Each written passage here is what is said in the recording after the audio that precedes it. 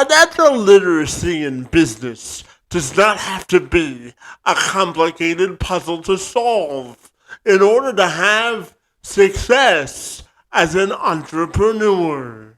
However, according to a recent study published by Standard and Poor's, it found that 43% of American small business owners consider themselves to be financially illiterate and possess poor financial habits, which negatively affects and hinders the progress of their growing businesses. Getting your financial house in order has to be a top priority to maintain and preserve the integrity and structure of your bottom line. Luckily for all of us today, I had the privilege of engaging in conversation with Colin Sanburg. He's the visionary founder of FinElevate. They're not your typical accountants. It was founded by MBAs and not CPAs. And their mission is simple: to simplify finance without all the jargon so that business owners can focus on what they really love doing best and have an approachable way to handle their finances. When it's all said and done, at the end of the day, they're here to boost your bottom line and empower your success as an entrepreneur and a business. So what motivates them to be a financial ally and give businesses a simplified game plan to win? Well, the answer to that question will come in just a moment in greater detail. I'll simply tell you that their objective here is to offer a financial partnership that goes beyond basic accounting. And Sanburg joined me this week to have a further discussion about financial literacy in entrepreneurship and how to apply it so that at the end of the day, you're standing in the winner's circle of victory as it relates to entrepreneurial prosperity. I'm Kevin McShann. Let's have this conversation.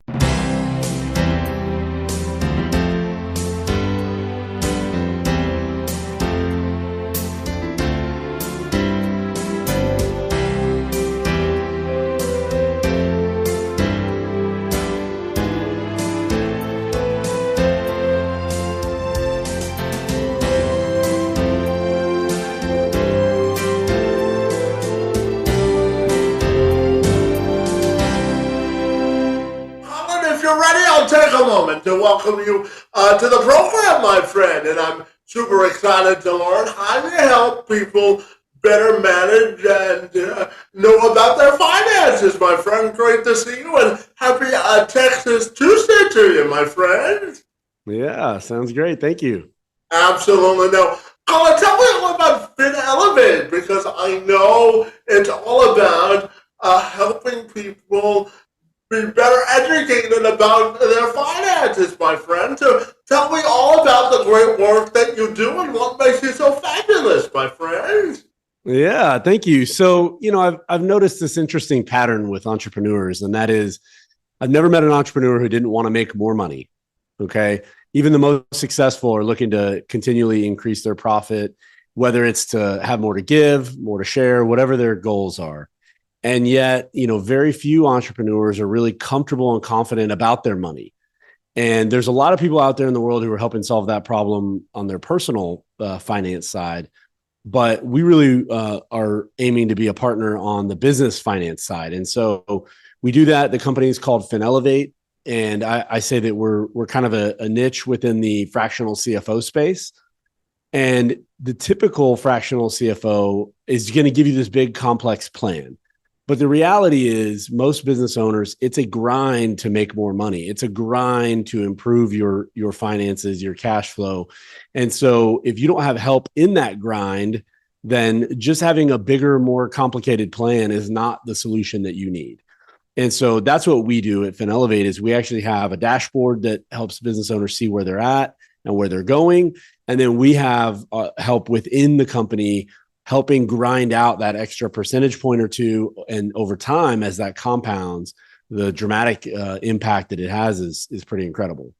Absolutely. And, Colin, I wanted to talk to you about financial accountability as business owners because, it's one thing to really be excited about the operational side of business, but if you're not educated about your finances and your shelf life of your business, won't last very long. So tell me about financial accountability as a business owner and how important that is, my friend. Yeah, that's a great question. So, every business owner is passionate about sales or else their business wouldn't exist anymore. Every business owner is passionate about product or else, they wouldn't have developed a good enough product people would be willing to sell and pay for.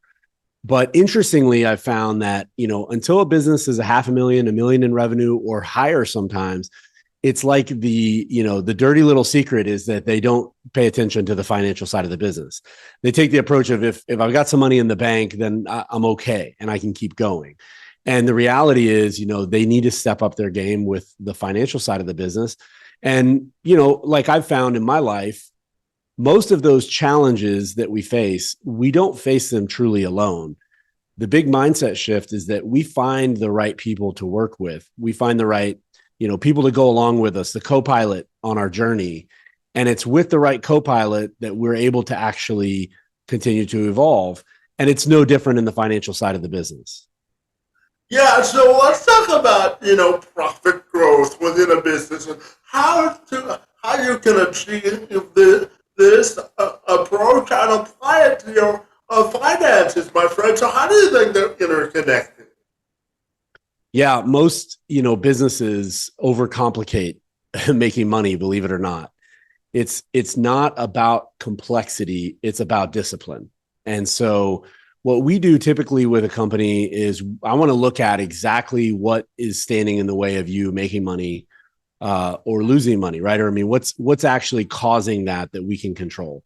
And a lot of times it's just the mindset around, number one, how much money is possible for you to make. I've had people come to me and say, hey, in my industry, my business, there's no way we can make beyond 8% profit. And that's nonsense. That's frankly nonsense. There's no surviving large industry in this world where that's some sort of a preconditioned limit. And so the first thing comes down to expecting more out of yourself and out of your business, out of your team. The next thing that I would say is, we have to figure out how to build the right business model. So within any industry, there are some businesses that are structured, with higher labor or higher outsource, higher, fixed cost, higher manufacturing equipment, whatever it is. And there are some that are approaching it in a very different way. And so we have to figure out that right balance for you. And there's pros and cons to both. But sustaining profit is not about making the most profit on the best day of the week. It's about making sure I don't lose money on all the other days of the week. And so that's a huge element of what we help companies look at and do. Yeah, and in terms of that sustainable financial growth, do you think discipline is the hardest thing for entrepreneurs or business owners to sort of emulate on a regular basis? And what do you think is the key to sustainable financial growth? Because, sometimes business owners can have a good month, a good week, a good year, but they don't know how to replicate it to sustain it. So do you think discipline plays a big part in that? Yeah, discipline is massive. So to your point, discipline exists in all realms of business. And you wouldn't be a successful entrepreneur if you didn't have discipline in the way you approach sales and keep pushing. Even when you've got sales, you got to get more sales. discipline with your product, with your operations, getting stuff to ship on time, having very high standards.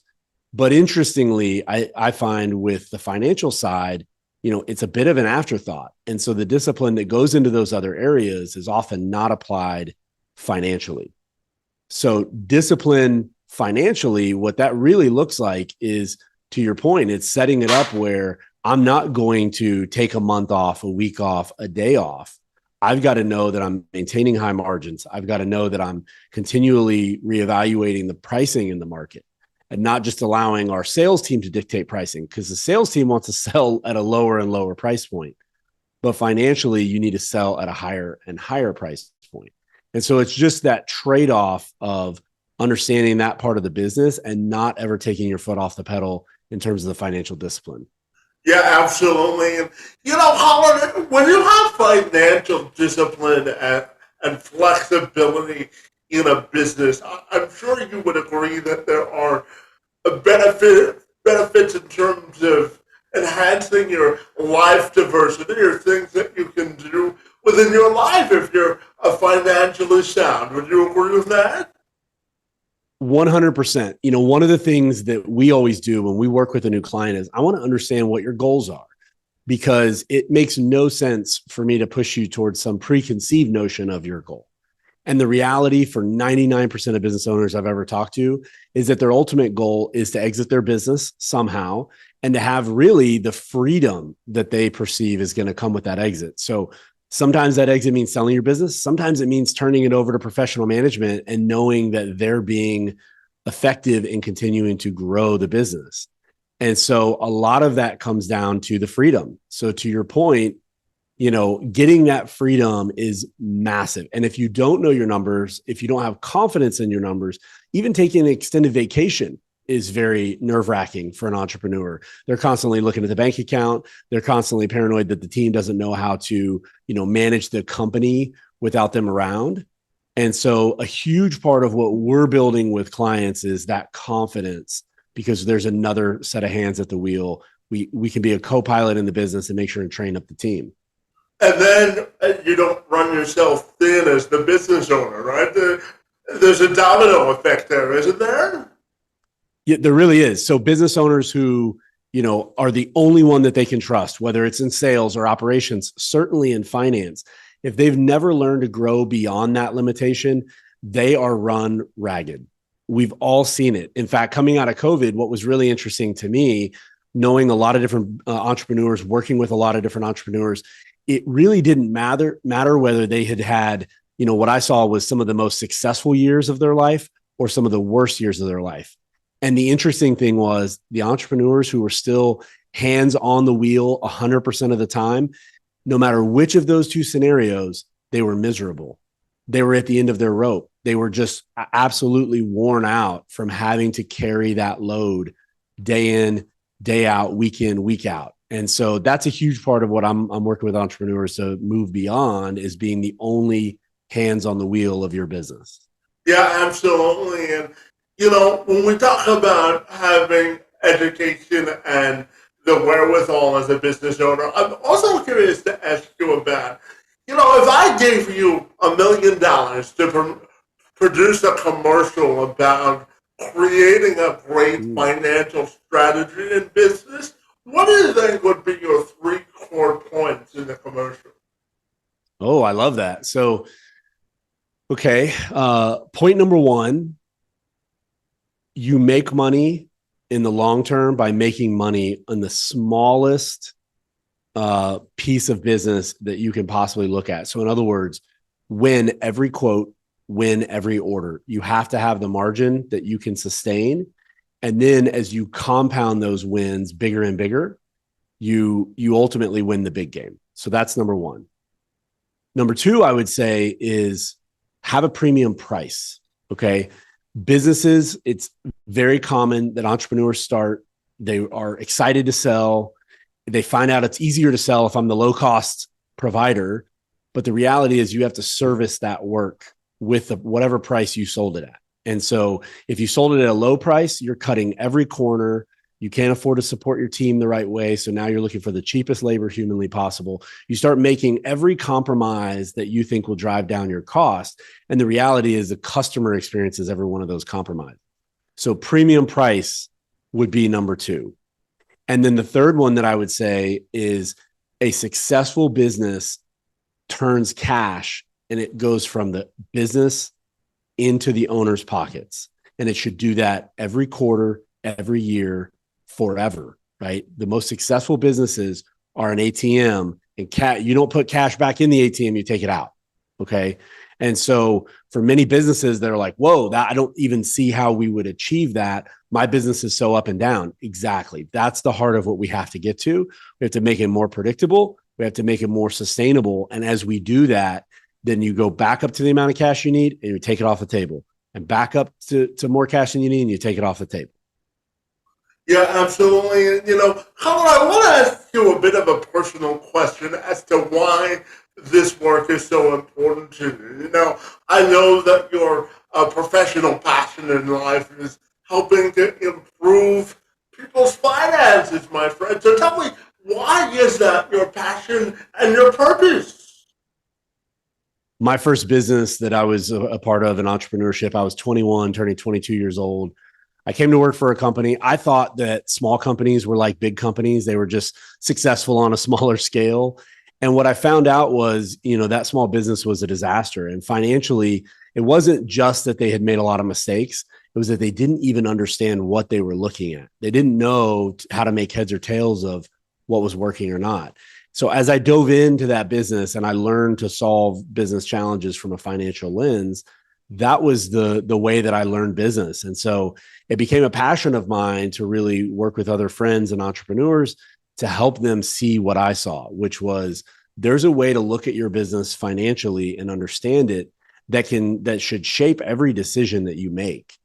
And I feel like most business owners only take that, to, if we're going to use kind of a college analogy, they're going to take that to, a middle school level with their finances, and then they stop. And ultimately, it's going to hold them back from their dreams. And so for me, it's about helping level up the entrepreneurs that we work with, because I've been that guy before. I've been stuck in a business and it's not working, and I have to solve it, and I have to level up my game financially to do it. Yeah, absolutely. And, Colin, we've all heard that the analogy that small businesses are the backbone of any economy. But as we move forward into this year, why do you think that's become of increased importance? Or how do you think small businesses will continue to drive the prosperity of the entire societal ecosystem? What are your thoughts there, my friend?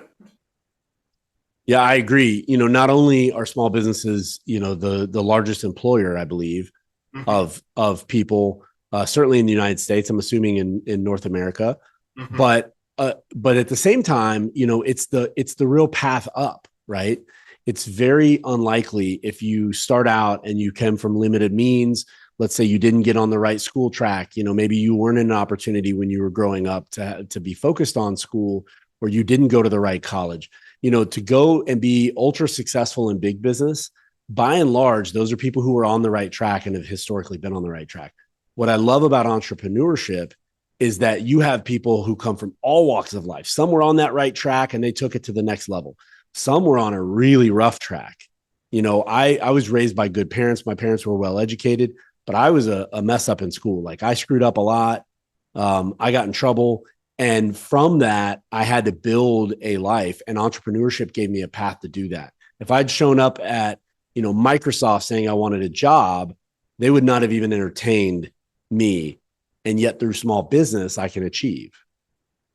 Yeah, absolutely. And, Colin, one of the tenets that I live my life by is that the day that we stop learning is the day that we fundamentally die inside. I believe that life, as long as we live it, and no matter how many degrees we have on a wall, we can always learn something from someone or somewhere else. But I know for you, you also believe that no matter how many years in business you have, it's always important to level up your financial education, whether you're a novice business owner or you've been in the game for over 2 decades like yourself. So tell me the importance of financial education and why that's so important to apply to your business and to your life as well. Well, what are your thoughts there? Yeah, no, I love that. I always say my number one goal in life is I want to go to bed smarter every day than I woke up, right?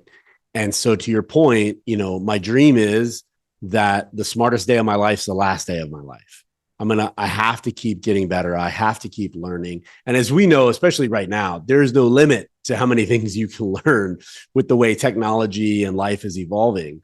And interestingly, I also think in the past 5 years, certainly 10 years, there's been more evolution in terms of understanding humans than there ever was before. And I don't just mean from a scientific, laboratory standpoint, but understanding the psychology of humans and the way we're wired and the way we look at things. And so, I'm really passionate about continuing to learn. And to me, it's the path to anywhere I want to go. The answer always comes back to I've got to grow, I've got to get better. And I do that through learning. Yeah, absolutely. Now, Colin, I'm going to ask you a bit about a competitive advantage and really establishing a competitive advantage in business. Colin, outside of hosting this podcast, I speak to business owners about the importance of diversifying their workforce and infusing individuals with disabilities within their workforce. And, I talk to a lot of small business owners and tell them about the benefits of really diversifying their workforce with folks with disabilities and other marginalized groups. So tell me the advantages if small business owners are willing to sort of infuse diversity within their culture. What are your thoughts there? Yeah, I love that. I mean, I'm really passionate about that as well, and promoting, diversity in all ways. Right, to your point. Number one, business should reflect life.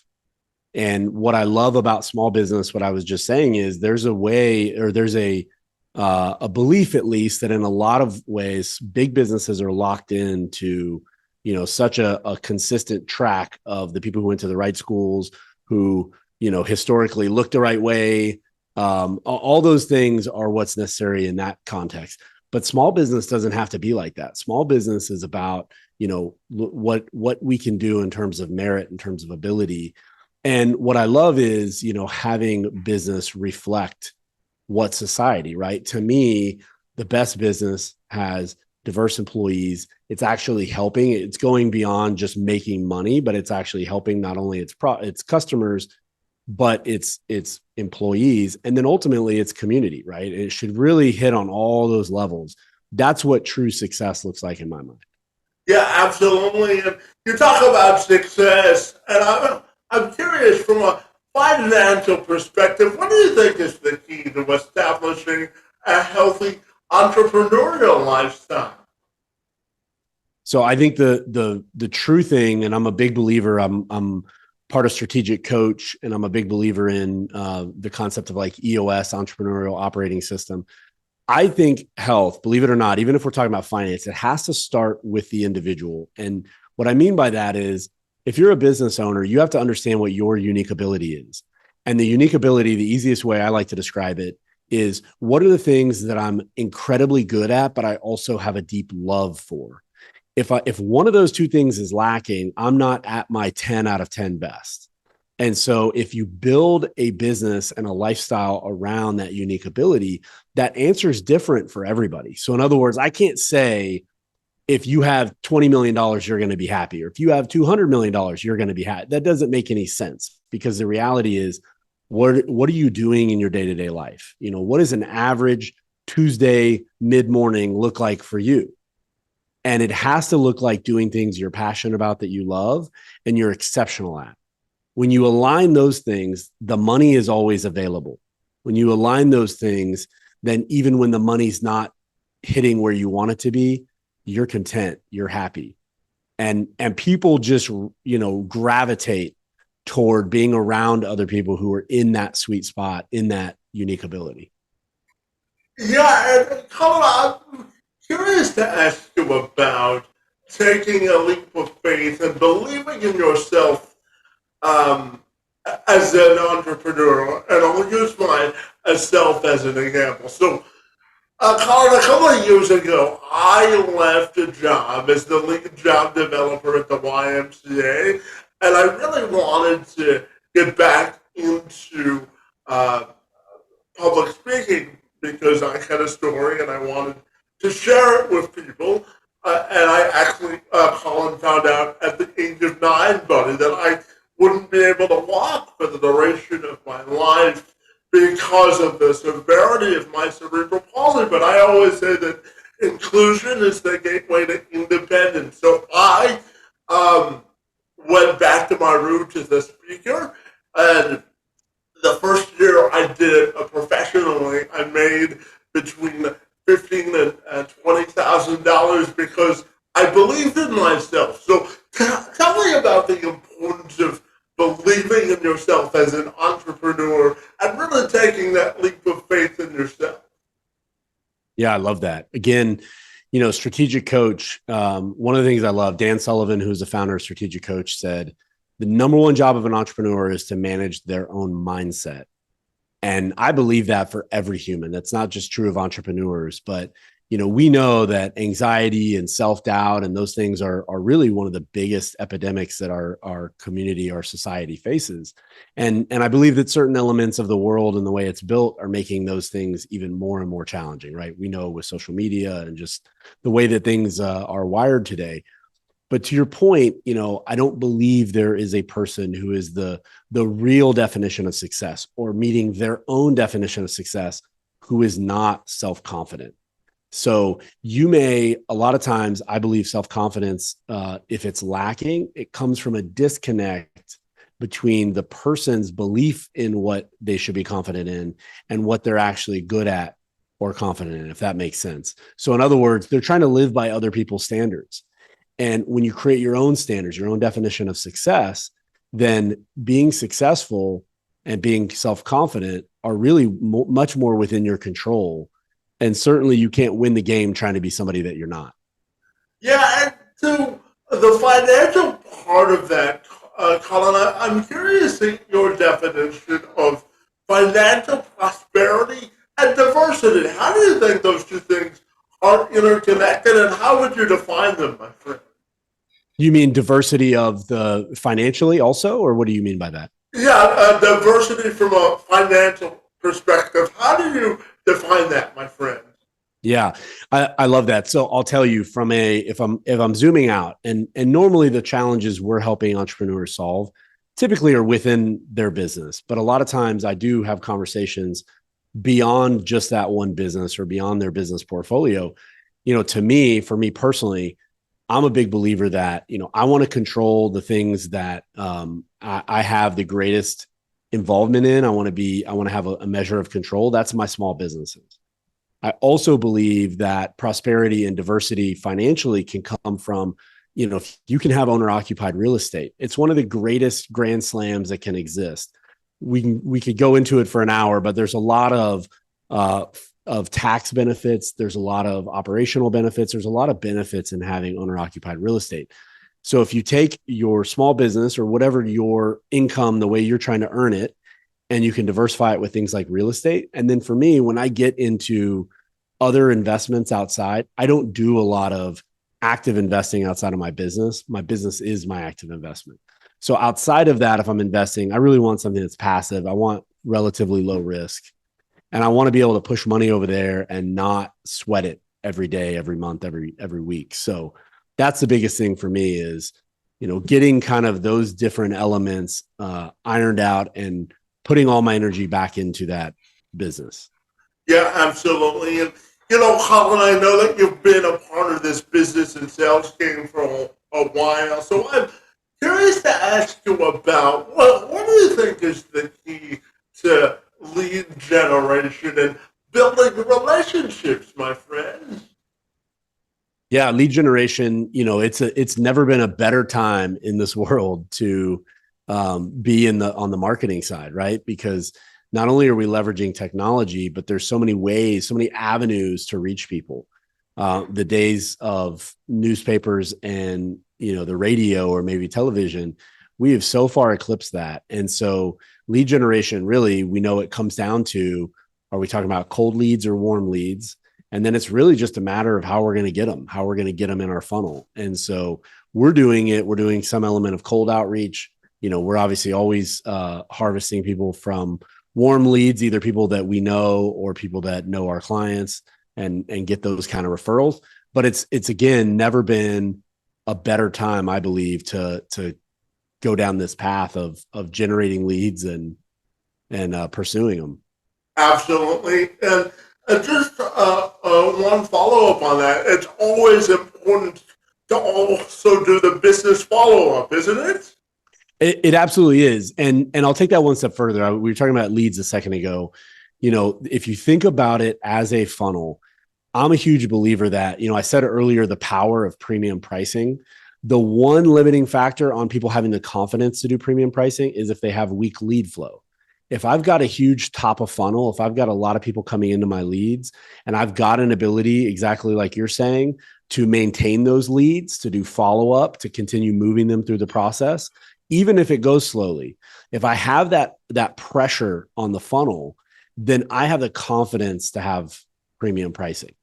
And if I don't have that, I feel like, oh my gosh, I can't squander this one opportunity that I have. I have to make it work. That's when people start compromising on price, which can really be harmful to the business.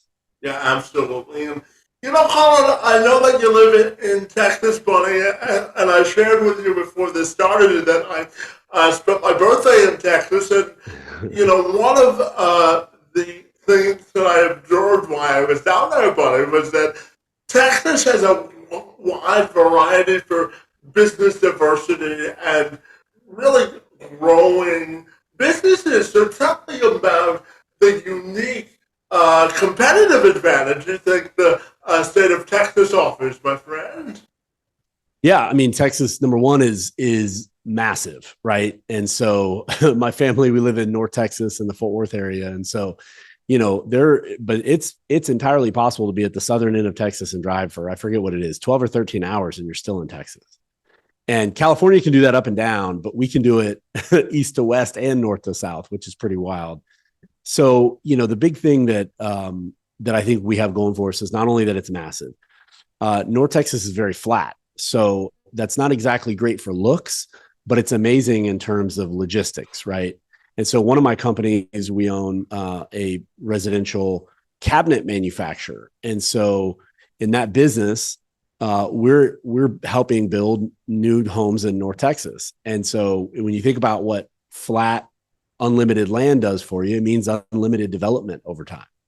So Texas has a couple of, natural resources, but one of the great things about it is it's a huge state. It's also a heavily populated state in terms of the total number of people, and it has a strong economy of its own. And I think it's the three of those things working together that really makes Texas a powerhouse. Yeah, and Colin, I'm curious to also ask you about your definition of financial innovation and what do you think it means to innovate financially as a business owner? What are your thoughts there? Well, I said it before. I think that, too often people, especially on the financial side, if they work with, traditional fractional CFO or they're talking to their CPA, a lot of things can get too complicated. So I love the idea of innovation. You said that word, but don't think that innovation has to be reinventing the wheel. Sometimes it's innovation for you. Innovation for you is just continuing to make improvements. That can be improving the way that you're billing your customers or how fast you're collecting from your customers. That could be continuing to grow your margins by increasing your revenue with premium pricing, like we talked about. So I love the idea of thinking of innovations as like incremental improvements in a business. It does not have to be creating some, wizardry that's going to get you a magical outcome that no one's ever heard of before. Yeah, and The last business question I have for you before I ask you my last two questions is how important do you think it is for business owners to really have a game plan before they commit to starting a business? Because you could have an idea, but you can't turn it into a business plan unless you have direction, right? So tell me about the importance of really knowing what it is that you want to do as a business owner and having that narrow focus. What are your thoughts there? Yeah, no, I think that's huge. So one of the things that, I always think of is if I'm thinking about my long-term vision, it's going to be blurry. It's going to be uncertain, right? We're talking 3 to 5 to 10 years, but I have to kind of have like a North Star. I have to know, where do I ultimately want to get to? Even if I don't know exactly what it looks like, I know kind of where it is, right? That's my guiding light. And then as we get closer from somewhere between that 3 to 5 year period, all the way back to today, the level of certainty has to grow dramatically at every stop. So in other words, I'm going to set a 1 year goal, and that 1 year goal needs to be certain. It needs to be a line in the sand. I will get to here, or else I'll feel like I didn't succeed. And when I draw that back, we like to do quarterly. Again, in EOS, I like quarterly rocks. So my quarterly rocks have to be, I don't have to map out the fourth quarter rock. I need to map out the first quarter rock. And that needs to be what I'm working to execute today. Right. So that becomes even higher level of certainty than my 1 year plan. And then getting all the way back to like, I need to know coming into today before the day starts exactly what I'm going to get done. So think about, your planning, and think about the way you're going to go about it needs to be incredibly defined if we're talking about this week or this month. And then it gets a little more broad and variable, because I want the flexibility to recalibrate as I go. Yeah, absolutely. And Colin, tell me, outside of work, what do you define as your happy place, my friend? Oh man, I've got 3 little kids. I say little, they're they're 12, 9, and 7. And so, it's just, I'm coaching a lot of sports. I'm spending a lot of time with them. That's really it. I'm not a big hobby guy. I always say my kids are my hobby. And, I'm either typically working or I'm at home with the family. So that's a huge passion for me. I take my kids to school every day. I make sure that I don't, get up and grind so early that I can't take my kids to school, and I make every event, and coach every team that that I can add value to. Absolutely. Well, I tell you, being a dad is the most important job you'll ever have, right? 100%. And that, going back to the broader sense of success, that's what it is. Yeah, If I'm a successful dad, nothing else in my life will have mattered one way or the other. yeah, absolutely. And, Colin, my last question for you has to do with your own legacy, my friend. So if I told you that I wanted you to write the last sentence you'll ever write in your life, how would you want your legacy to be defined? Wow. Um, yeah, I would say, going back to, the statement about my kids. I mean, it really comes down to being a great father and being a great, teacher, and sharing everything I learned, as well as I possibly could.